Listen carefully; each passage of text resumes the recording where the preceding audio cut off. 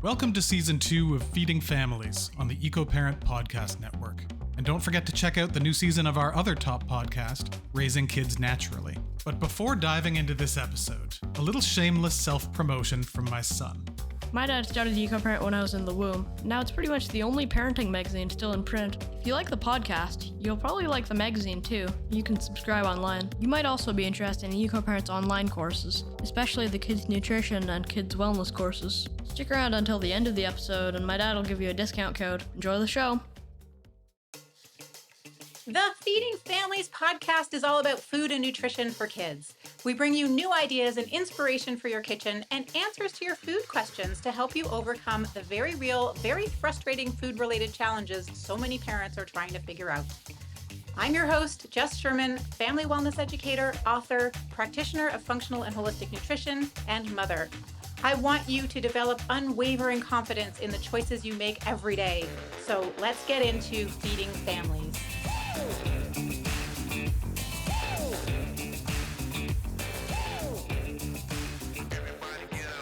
Welcome back, families. Oh, do I have a treat for you today?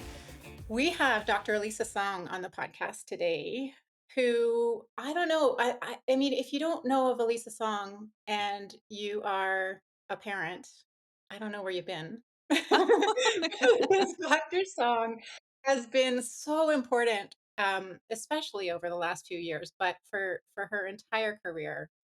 She is here to talk about integrative pediatrics.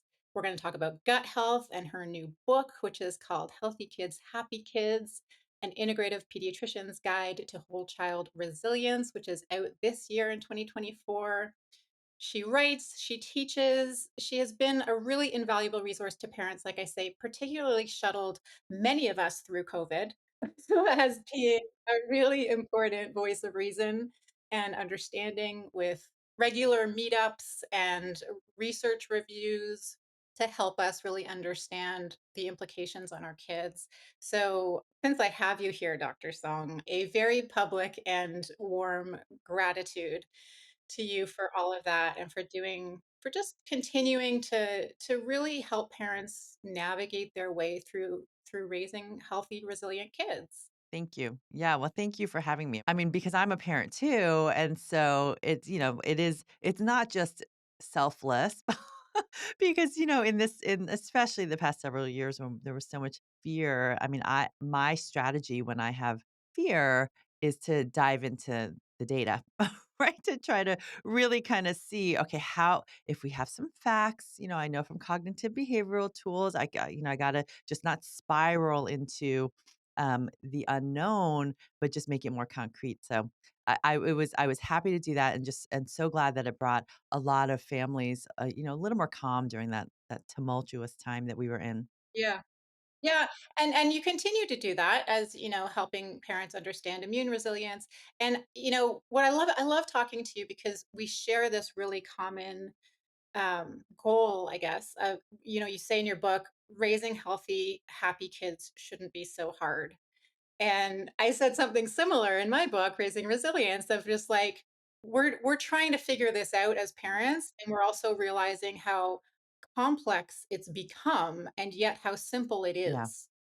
you That is know? the perfect way to say it, right? Because I feel like in our complex world, people are looking for complex solutions, and it's so spot on. Sometimes just returning to simple is really the key. And with the knowledge that, simple isn't always easy, right? The easiest thing can be to pop a pill.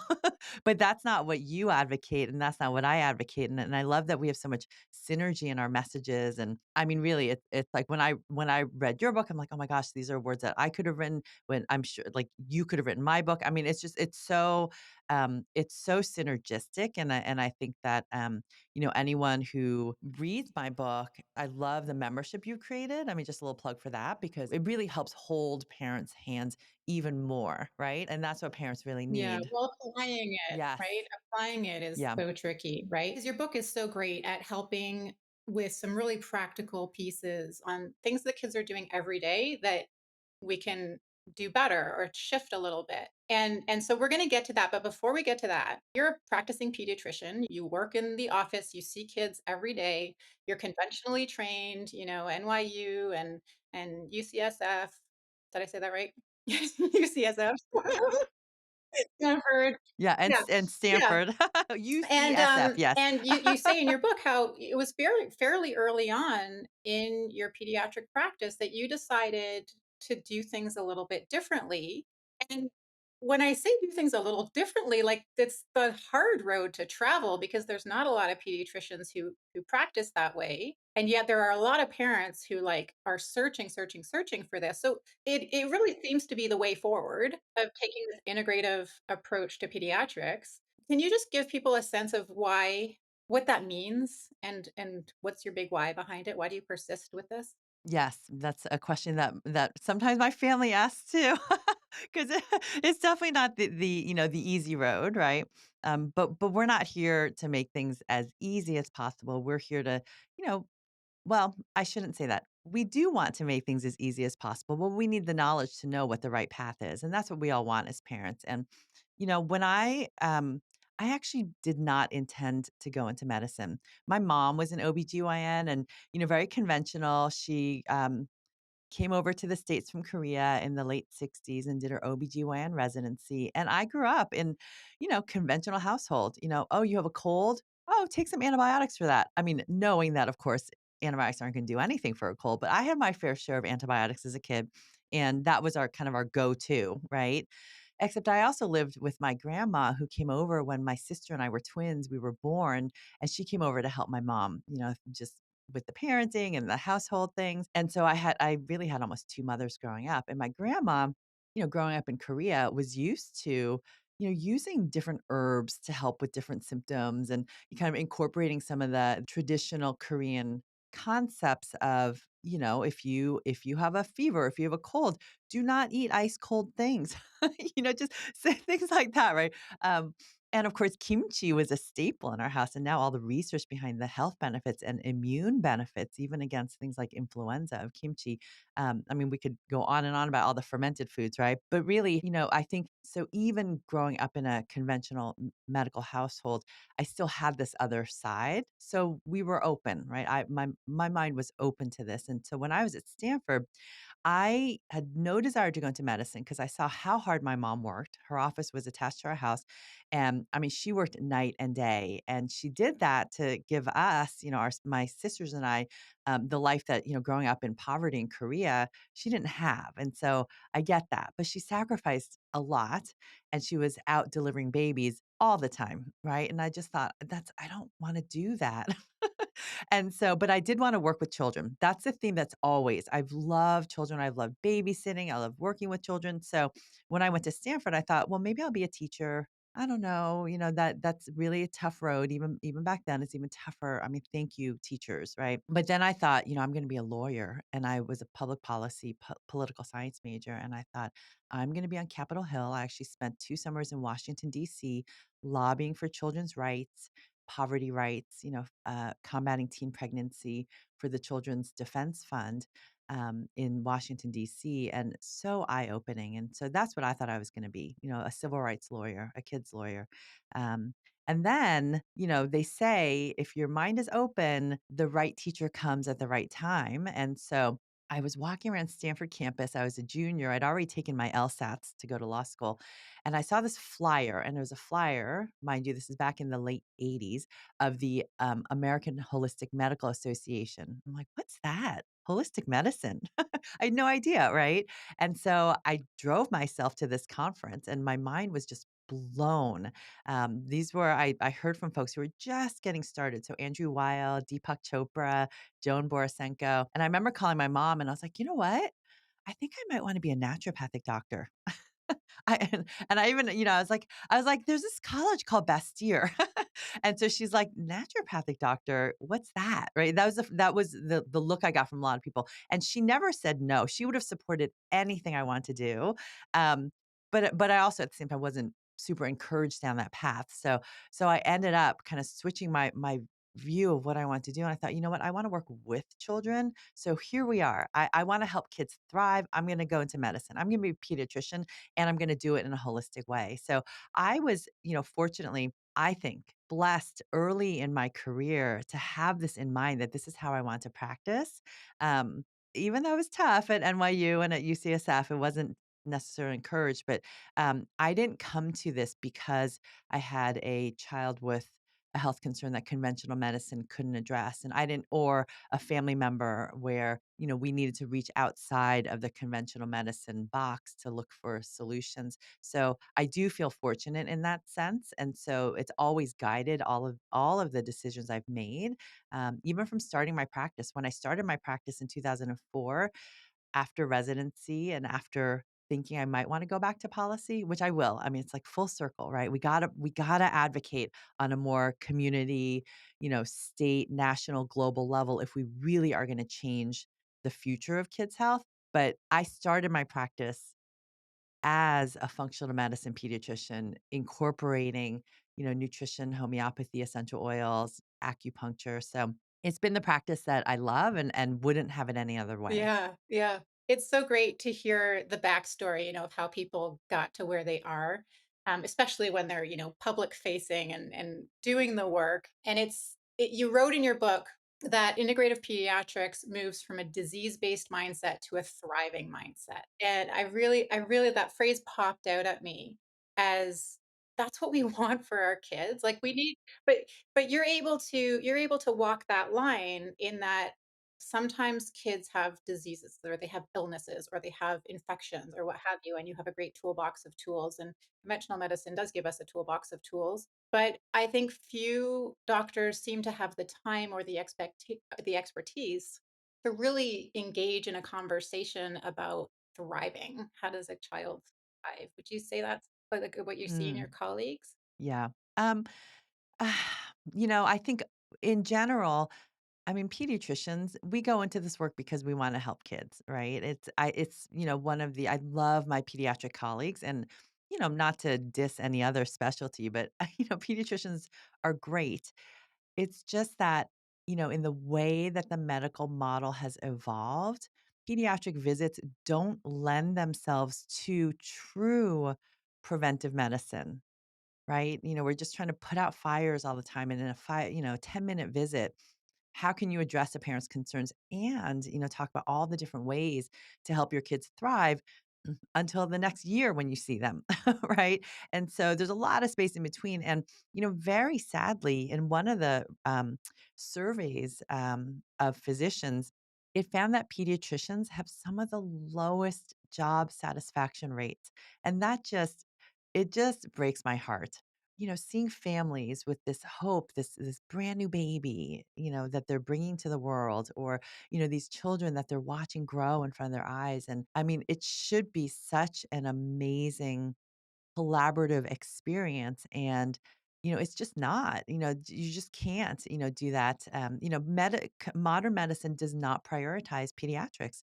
I mean, that's just the bottom line of it. Pediatricians are the lowest paid specialty of any field, right? And I've had people kind of look down upon being a pediatrician because that's not as prestigious as being whatever, cardiologists and anesthesiologists. And it's like, well, but why not? I mean, just like teachers, right? Teachers are some of the lowest paid professions. I mean, we're here to raise the next generation. And what is society prioritizing? And, when we think about moving towards this thriving mindset, thriving medicine, that was really important for me to help parents understand. In the conventional model, we have in mind, and certainly the last few years, really kind of drove this home. We have in mind this disease, this illness that we are afraid of, that we're running away from, that we're doing everything we can to try to prevent. Well, yes, of course, we do want to prevent poor outcomes, but what are we running towards? We have to have this picture, this belief that our kids can thrive, they can be happy, they can be vibrant. And if we don't have that belief, if we're always afraid the next shoe is going to drop and boom, they're going to, fall into this chronic disease pattern, we're not going to achieve what we want. We have to visualize what is possible in order to make it possible. And, that's not just for our kids' health, that's anything in life, right? I mean, we need to teach our kids that too. We have to have them believe that the future that they want is possible. Otherwise, why do anything in this world, right? Yeah, that's so it's such an important little mindset. It's not little, but it is a shift in how we consider life and health. And I think, books like yours are going to be so important. When I was first pregnant, I found Dr. Aviva Ram's book on holistic pregnancy. That was like the first time I was really interested in health and oh gosh, I'm growing a human, right? And then the baby came out and I was like, "Where's the manual?" Like, "Oh, okay, I guess I have to write one." But I think your book is gonna be something like that for people. It's gonna be well, I hope it becomes really, crucial reading for parents to because, you talk about gut health, and, that's where I wanna go next with it, and how the seat of resilience is in the gut, and how those first 1,000 days are so crucial for setting the trajectory of good health in the gut. So let's go there. Let's go there now. And can you explain why resilience, well, what you think? I mean, I talk about resilience all the time. And, what's your definition of that and why the gut is so important to that? So, when I think about resilience, and initially the subtitle was going to be an integrative pediatrician's guide to whole child wellness. And we switched that. And I wanted to switch that and move from even whole gut wellness to whole gut resilience because our health, our gut microbiome, they can be in varying states of wellness. I mean, that's kind of it's a point in time, right? Are you well or not well? It seems too linear. And when we think about resilience, the idea of resilience is that, you know what? You do your best to build the foundations of a healthy gut microbiome, of a healthy immune system, a healthy brain. And if we're going to thrive in our modern world, that resilience allows your child's brain, body, immune system to encounter any quote, hit or toxin and be able to bounce back completely and quickly, right? This bounce back ability. I don't know if that's a word, but being able to bounce back, right? To pick yourself up, right? When you fall, you get back up. I mean, that's the same thing we want for their guts, the same thing we want for their brains, because if we don't build in that resilience, the slightest thing could make things crumble and fall apart. And how do we build it back up? Right? If we have those foundations, sure, things can fall apart temporarily, but the foundations are there and it's much easier to build back up. And so, it's kind of like in the book I wrote, because kids can, I really think teaching kids, this language and teaching kids how to take control and charge over their health decisions, even at a young age, we can help them navigate those decisions. Really, really important. So, all kids know about the three little pigs story. So just thinking about like how do you want your body and your gut and your brain to be? Like what do you want to build them with? Do you want to build them with straw, right? Or sticks? Not really, right? You want to build them, out of bricks so that they can withstand whatever comes their way. And then sure, if a few bricks fall or like the roof needs repairing, you can do that, right? But you don't have to build the entire house back up. Yeah, I love that, and I think you do a really nice job in the book of bringing kids into it and using some kid language and some kid graphics and some kid worksheets to help because we do need to teach our kids how to take care of their bodies because no one else is going to do that. It's not done anywhere else. It's the parents' job. And a lot of us don't even know about our own bodies. So it's let alone our children's, right? So yeah, it's really actionable. And I like to think of, the gut ecosystem. I think of the microbes in our gut kind of like our parenting allies, right? It's like when they're online and they're like working with us, parenting is so much easier because our kids feel better. Yeah, absolutely. They feel better, they think more clearly, they behave in a way that is more, nourishing for them and for you and their teachers, right? Because of the gut brain connection. It's amazing. I mean, if we want as parents, if we want our jobs to be, quote, easier, right? We're not nagging as much. We're not yelling. We're not, feeling frustrated. And our kids aren't feeling bad about themselves and rolling their eyes at us and whatever it is, right? If we want this communication and family dynamic to feel easier, be easier, and we want to feel as parents, like we're successful, right? If we understand the power of your child's gut microbiome to affect their moods and behaviors and know that, that bag of Skittles, or we're coming off of St. Patrick's Day, right? That box of Lucky Charms. Yeah, it's not depriving them, of, this mystical treat. It's really helping them to feel their best and helping you as a parent, setting yourself up for success because you are not, you know, you're not harming your allies in your gut microbiome. Hey parents, this episode of the Feeding Families podcast is being brought to you by the Canadian School of Natural Nutrition. Are you aspiring to start a career in holistic nutrition? Looking to achieve optimal health and well-being and help others do the same? CSNN's Natural Nutrition Diploma program can help you gain a well-rounded understanding of scientific, holistic, and practical applications of natural nutrition. Earn your diploma, professional designation, and title, and join the over 11,000 graduates worldwide. The comprehensive science-based curriculum provides a strong foundation for a career in the holistic nutrition industry. Learn how to create individualized health support programs for clients. With part-time and full-time schedules and flexible learning formats, including live online classes, there's something for everyone looking to improve their overall health and well-being with holistic nutrition. There are multiple CSNN branches across Canada, plus online distance education options. Learn more at csnn.ca/holistic-family or follow the links in the show notes. One of the things I love about the ever emerging, constantly emerging research on the gut microbiome is, first of all, I'm fascinated at how fast it's moving. It seems like every day we learn something new. And I always try to reinforce that for parents because parents might not know that history, that it's a fairly new field of research and it's moving at a very rapid pace. And so there's a lot we know and there's a lot we don't know. And there's a lot we think we know that we probably won't know later. Well, and I also wanna point out, I mean, just like anything else, for the research, the pediatric research also lags way behind the adult research. So some of the I mean, with this explosion of microbiome research that's been going on in, probably the past decade or so, and it's rapidly, as you said, rapidly increasing. The percentage of research papers that are dedicated to pediatric studies is I mean, it pales in comparison to the adult research.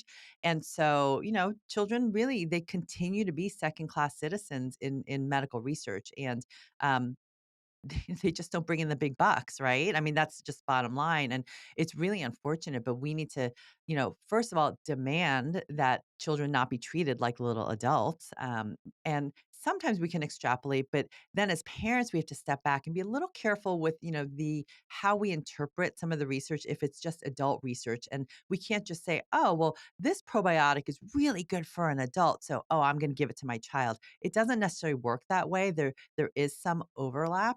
And as a step back even more, a lot of the research has been around, specific, probiotic strains and which probiotics help with this condition, which is great. We need that. But it still locks us into a conventional model. It's delving into functional medicine and microbiome research. And I'm loving this overlap now between the integrative, functional and conventional world. But we're still in that conventional mindset of what probiotic pill can I take to address this particular situation, without really looking at all of the fundamental, and as we said earlier, these simple but profound, you know, diet and lifestyle changes that we can make that are going to have more impact on your child's gut microbiome and their brains than any supplement we can take. Yeah, yeah, I love that. To finish the thought, what the other thing that I love about microbiome research is that it really highlights the interconnections in the body. And it highlights how that the body is a holistic space It is an integrated space, and the microbiome pretty much touches every other body system in some way, shape, or form. And so for parents, it gives us big bang for our buck, for our energy buck, so to speak, right? If we can support the microbiome.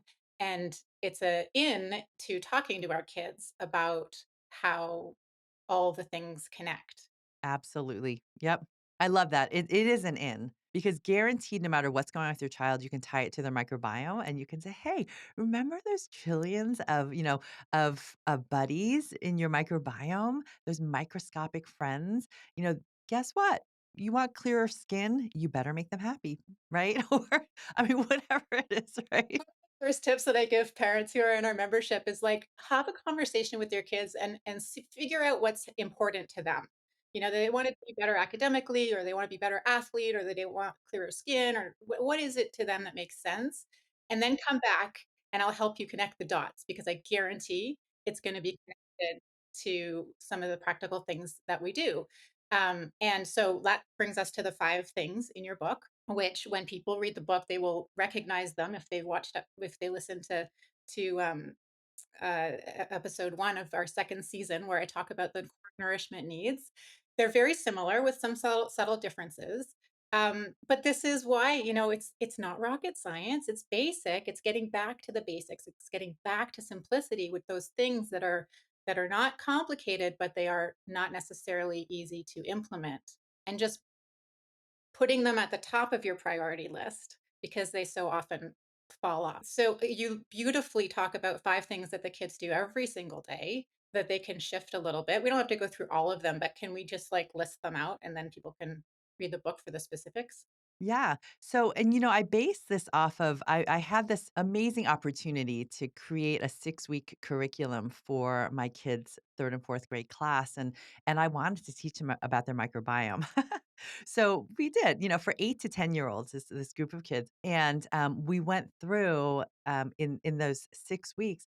I taught them about their microbiome in a really fun way, so they got it. They're like, oh, I'm having trouble sleeping. Oh, I need to take care of my tiny little friends. Or oh, I can't stay still in my seat. I'm getting in trouble all the time. Or my tummy hurts and I'm missing so much school. So we help them connect the dots. And then, during each of the sessions, we spoke about what are the things you can do every single day to nurture your microbiome, to really be the best friends you can be to all of these microscopic little buddies, right? And so the 5 things, just to really simplify it for them, I mean, there are 5 things that they do every single day, but we learned how to do them in as a gut hero, right? To really think about how do we create microbiome magic. And so they could choose all to do all 5 in a gut hero way or choose one, right? Whichever was easier for them. And this is what I tell parents, you don't have to do everything at once, right? Choose the lowest hanging fruit, right? But the first thing, of course, is how we nourish our gut microbiome or how we don't, right? And nourishing, I divided it into 2 separate chapters because nourishing can mean what are we trying to get in to feed our microbiome, but also in our modern world, what are we trying to keep out? What are these microbiome mischief makers that are wreaking mayhem on our microbiome that we want to keep out when we are looking at packaged food items for convenience, right? We're buying that jar of marinara sauce, or we're, buying a bag of, frozen tamales. What you get in, we need to focus on, as listeners know, fiber, which fiber is not just fruits and vegetables, but legumes and nuts and seeds and whole grains. Fermented foods, so key. In fact, fermented foods may be better than fiber at kind of recolonizing, restoring our gut microbiome, and phytonutrients. So I call them the 3 Fs, even though phytonutrients is a pH, right? But it's easier to remember phonetically. So fiber, phytonutrients, fiber, and fermented foods. And what are phytonutrients? Color. What people don't recognize is that color, each of the different colors can act actually as a different prebiotic, can also interact with our microbiome. Now, prebiotics are what kind of nourish and feed our microbiome, but can also interact with our microbiome to switch on or off certain genes, right? They can change our epigenetics. And so I love that almost all of us, like 95% of people in the modern world, have a fiber gap. They don't meet recommended fiber needs. And in the United States, I'm going to guess Canada maybe is a little better, maybe not. In the United States, 8 in 10 adults have a color gap in every single color, right? Most people eat white foods, right? I mean, which isn't even a color, right? So we have those, and then what we keep out are I list down the most important food additives. There are over 3,000 ingredients listed in the FDA's everything added to foods list. I mean, literally, it's called that, right? 3,000. And some of them are not all that bad, but some of them are really bad. Some of them directly cause something called leaky gut. Some of them directly cause gut dysbiosis, preferentially kill all of your good microbes while preserving some of the not such good microbes. And so I help parents and kids understand which ingredients to kind of suss out in that ingredient panel to say, nope, this is going back. So artificial, anything artificial, just put it back, right? There are some food emulsifiers that I list, like mono and diglycerides that are really important to keep out. Glyphosate, trying to eat organically when possible, and too much added sugar. We way more added sugar. I mean, we kids nowadays eat 19 plus teaspoons of sugar on average daily, right, in their foods, hidden in their foods, compared to 2 teaspoons 100 years ago, right? So, I mean, our sugar tasted because of the food industry, the ultra processed food industry. So that's how we nourish our microbiome. And then also there are ways that we can think about, nourishing our gut microbiome through our sleep and through exercise and through hydration. If we really think mindfully, I'm doing this for me and for my friends and how we breathe. And I have a whole chapter dedicated to the gut brain connection and the vagus nerve because this truly is one of the foundations for a healthy gut microbiome is helping kids to understand how to regulate their nervous systems, how to engage their vagus nerve because okay, this is really surprising fact, but helping kids engage their vagus nerve and regulate their immune system can improve their gut microbiome diversity independent of diet. I mean, that when I read that, I was like mind blown, right? I mean, it matters. Even if your kids are, super, super selective right now, and you're like, there's no way I can change their diet right now. I'm going to work on it, but it's going to be a work in progress and it's going to take a while. That's fine. Work on some of these vagus nerve exercises, these kind of breathing exercises, mindfulness exercises, and that will still help your child's microbiome improve. I love all the charts that you added into the book because, and I love that you added in, some stuff about the additives and everything, and not in a scary way because we are busy and the packaged things are gonna come in, and there's a lot of pressure in nutrition worlds and in functional medicine worlds to like eat organic and eat all the things and have all the color and I see parents all the time who are like, I'm trying, and it's causing more stress than it's doing good. And as you point out, stress causes its own problems with the gut microbiome. So we're swapping one stress for another. And I love that you just cited that study that, gratitude, mindfulness, breath work, it can be helpful irrespective of diet. And that's not to say, carte blanche on the diet piece, like that is important, but Yeah, you can't meditate your way out of, McDonald's every day. No. But it helps, right? yeah, and I wouldn't be surprised if over the coming years we find out that, as you mentioned in your book, right now what we understand is that about 80% of the messages are flowing from the gut to the brain and 20% from the brain to the gut. But I really wouldn't be surprised if we find out that it's a little bit more equal over the next few years. I'll be curious to see because, even that piece of research you just pulled, this vagus nerve highway, this super highway between gut and the brain. It's pretty powerful leverage point. So can you talk through maybe one or two of the pieces about how it works and what something simple that people can do to start working on vagal tone? Yeah. Well, and what's interesting is, I mean, listeners to this podcast and who follow you for sure will know that the gut is called the second brain, but it is interesting that the gut has a nervous system that looks very much like our brain's nervous system. So our enteric nervous system cells, these glial cells look like your brain's astrocytes, right? And when we look at the survivability, right, of our brain and our gut, what's really interesting is that our gut can actually live without our brain but our brain can't live without our gut. I mean, it is fascinating. So, and of course, it's not just as simple as, well, then just mind your gut because it is that two-way street, right? But that it just, hones in the importance of, look, if you have something going on with your kid's brain, whether it's attention and focus or tantrums or behaviors or, whatever it is, anxiety, depression, you name it, why, yes, we need to work on their mental health from that CBT, cognitive behavioral therapy standpoint, but also we need to work on their gut. But it also, I mean, in this sort of not vicious, perpetual cycle, right? The work that we do, with their brains also supports their gut microbiome. And their gut microbiome, if it's in a healthy state, will make, 80%, 90% of the serotonin your child's brain needs to, stay calm, manage stress. 50% of the dopamine for attention and focus, over 400 times the melatonin, that your brain makes. And so, when we think about our gut nourishes our brain, but then our brain also nourishes our gut. So let's think about how do we help our brain get into that flow state, that state of parasympathetic rest, digest, and heal state where our vagus nerve is activated and where our heart rate variability is improving. Heart rate variability in kids and adults is one of the best predictors of current and future health.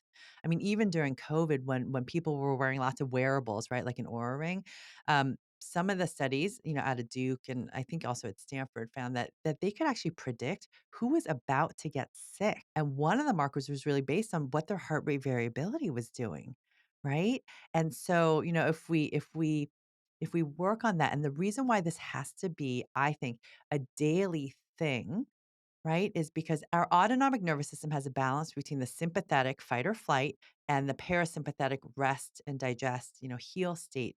Now, if you think about what most people, how they live every day, even our children, the sympathetic arm of our autonomic nervous system gets exercise every single day, right? Multiple times a day.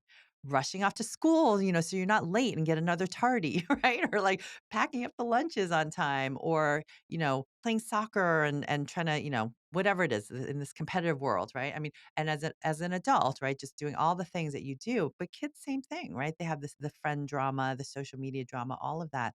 And so their sympathetic nervous system gets engaged all the time. What doesn't get engaged enough is their parasympathetic to have the stress, right? Because stress is not necessarily bad. It's how we manage stress that becomes maladaptive. So we have the stressor, and then our parasympathetic comes and says, all right, you manage that stress. You're at school now. You're not late, or maybe you're a little late. That's okay.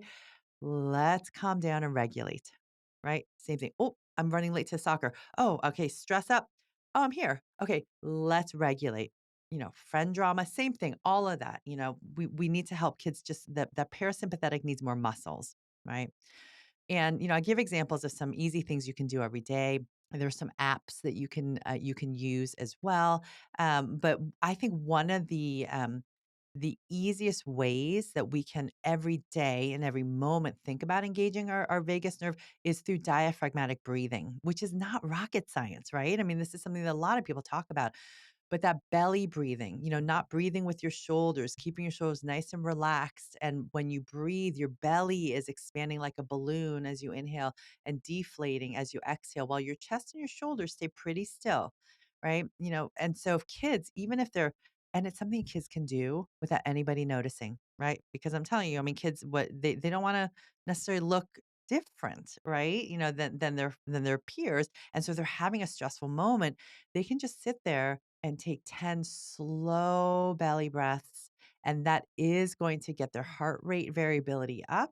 It's going to help them stop in that moment, in that stressful moment, to really regulate, right? Because that's what we all need when we're in that stressed zone. You just need to kind of, it's like that proverbial, kind of slap across the cheek. We don't slap our kids, right? But, or the ice in the face, right? You just, when you're kind of frenzied, how do we stop, right? How do we stop our brain from feeling this panic? And then we engage, slow down, see more clearly. Okay, do I need to be this stressed? Probably not. And what do I do in that next moment? So, whatever we can do to help our kids engage their vagus nerve is going to give their parasympathetic more exercise, more muscles, and that's going to help our gut microbiome bounce back, right? Because it's not about no stress. As you said, stress can actually trigger leaky gut. I mean, within an hour, right? But a resilient gut microbiome, okay, you have that stress. My gut microbiome's a little stressed, right? They need a little TLC, engage the vagus nerve, bounce right back. Now you're in a resilient state. And I like that because it also highlights that the nervous system goes in these states, different states, and the microbiome does as well. It's flexible as well. And so when your child's really stressed, their microbiome profile is going to look a little bit different from when they are relaxed. And it's a dynamic state. So it's this constant teaching. I think we're in this strange new era of parenting where like parenting for gut health is like it's a It's parenting true. strategy, Yeah. right? Well, it's a way to kind of I think it's a way as parents to take the nagging out of it because like, "Hey, we're doing this for your gut microbiome," right? I'm not telling you just because I'm being a mean old parent, you know? Right, right. Oh, it's so great. I love that. I think that's really key information, especially for the parents who have very picky eaters or who are already maxed out with what they can do with food. um, to understand that helping your child regulate their nervous system is going to help, and that it works both ways. A dysregulated gut is going to keep the nervous system dysregulated and vice versa, but you just sort of have to chip away at it, working from whichever direction makes sense for you at the time. Yeah. Well, and I love that you use that phrase dynamic because I mean, just like your kid is different, you are different from second to second. Your gut microbiome also kind of ebbs and flows and you know, th- your gut microbiome differs even in sleep than when you're awake, right? And that sleep wake cycle, our circadian rhythm affects our gut microbiome's circadian rhythm. So it's fascinating. Even when we exercise, our gut microbiome is a little bit different. And so you know, that's where moving away from thinking, oh, it's a static thing, and I'm going to take this, 100 billion colony probiotic to make sure it stays in this one static state is not necessarily honoring the flow of your microbiome and also the flow of the interaction between you and your microbiome. Right, right. Oh, I could talk to you for hours about this. It's so great. I hope everybody picks up the book, Healthy Kids, Happy Kids. It's a really lovely guide, and I mean there's home remedies in there, and I love that you've included acupressure points, parents, which again, it's not necessarily something that you give your kids or something that you had done on a major change. It's really simple tools. And there's a post antibiotic recovery plan in there. There's so much great advice for you to have in your back pocket. So, Thank you. yeah, yeah. Thank you for picking it up, for writing it, and I hope that everybody picks it up. Anything else you want to add about it, or about any last words of wisdom? I think one of the things as parents that we want to model for our kids is that it doesn't have to be 100% perfect all the time. And that's where, when your kids are suffering from something persistent, something chronic, sure.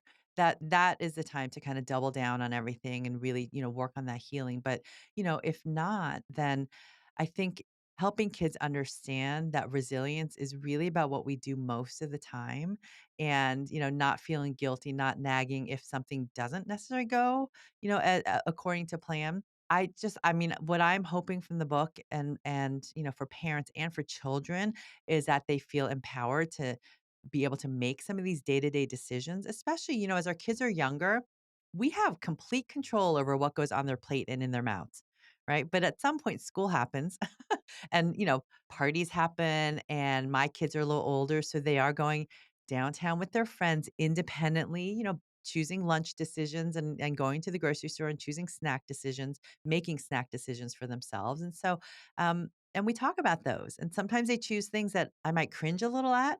Most of the time, though, they're choosing things that they're like, okay. It's funny, Bodhi just yesterday just came out and said, "You know what? I have 2 other friends that are, are healthy like us," right? I'm like, "Well, what does that mean to you?" Right? And she's like, "Well, that really that we like to eat vegetables and, that we're not buying prime and, we're trying to look at what could be, a better option for us." I'm like, "Oh, that's great, great, and that movement will continue. I mean, 2 out of his many. All right. I wish there were more, but it will happen, right? It will happen. And I think, every bite counts, right? Every moment counts and every moment can really serve as a great opportunity to be a teaching and experiential lesson. Yeah, well put. Very well put. Thank you for coming. Thank you so much for your time. Thank you for the book. And we're going to link to it. You can pretty much buy it everywhere, I believe. And then you have some bonuses, I think, on your, or there's some links to some worksheets and some kind of bonus material. Absolutely. Some resources from the book. Absolutely. You can download. I have, a sugar inventory. We have a 5 things a challenge worksheet. All the things that I actually did in my kids' class and they love doing. So I thought, well, let me put it in the book because I'm sure kids and families would love to do it Yeah, and then together. teachers can buy it too, and then they can like have a lesson plan for their Yes. classroom. Yes. Yeah, for sure. Awesome. Thank you so much, Dr. Song. Always wonderful to talk to you. Oh, thanks, Jess. If you enjoyed this podcast, be sure to subscribe. And if you feel called to, share it with another family who needs to hear it. There are more tools from me at jesssherman.com/learn and jesssherman.com/membership, alongside all the great resources you'll find at EcoParent. Things are changing for kids, and the more we come together in conversation as parents, the more we can find ease and joy as we raise the next generation together. I look forward to seeing you back here next time. Until then, keep at it. You have the most important job in the world. Thanks for listening. We hope you enjoyed the episode. If so, please consider leaving a review and subscribing to the podcast. If you think this podcast is great, our host, Jess Sherman, has condensed everything you need to know to nourish your family into a truly fantastic 7-hour video course. You can learn more at ecoparent.ca/learn. It will change the way you think about feeding your family. You might also be interested in our Kids Wellness course, taught by Dr. Leslie Solomonian.